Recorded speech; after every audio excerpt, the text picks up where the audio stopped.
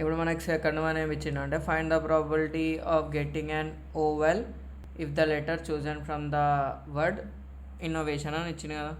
Solution ఏం రాయాలంటే given word నేను ఎట్లా రాస్తున్నానో అట్లనే ఎగ్జామ్లో రిప్రజెంట్ చేయరి, ఫుల్కి ఫుల్ వేస్తాడు.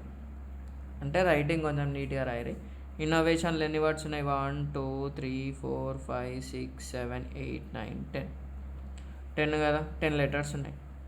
టోటల్ నంబర్ ఆఫ్ అవుట్కమ్స్ ఎంతున్నాయి? 3 3 10 10. నంబర్ ఆఫ్ ఓవెల్స్, ఓవెల్స్ అంటే ఏంది? AEIOU కదా. ఇందులో ఏమేమి ఉన్నాయి? ఐ ఉంది, ఓ ఉంది, ఇక్కడ రాసుకుందాం AEIOU.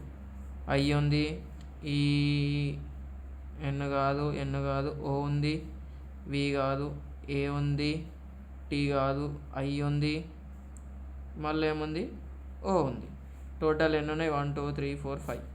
So number of vowels అంటే favourable conditions, favourable outcomes equals to 5. Let E1 be the event of, ఇట్లా రాయాలి మనం, selecting vowel from the given word.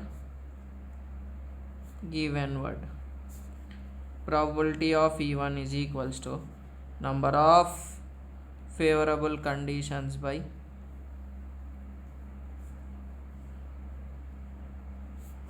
total number of outcomes.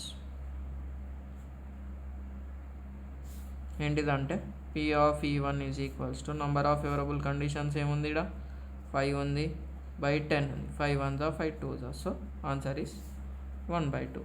లాస్ట్కి ఇట్లా రాసేసారు 1/2 అని అయిపోతుంది. సింపుల్గా ఉంటాయి ఇవన్నీ. సరేనా? Thanks for watching.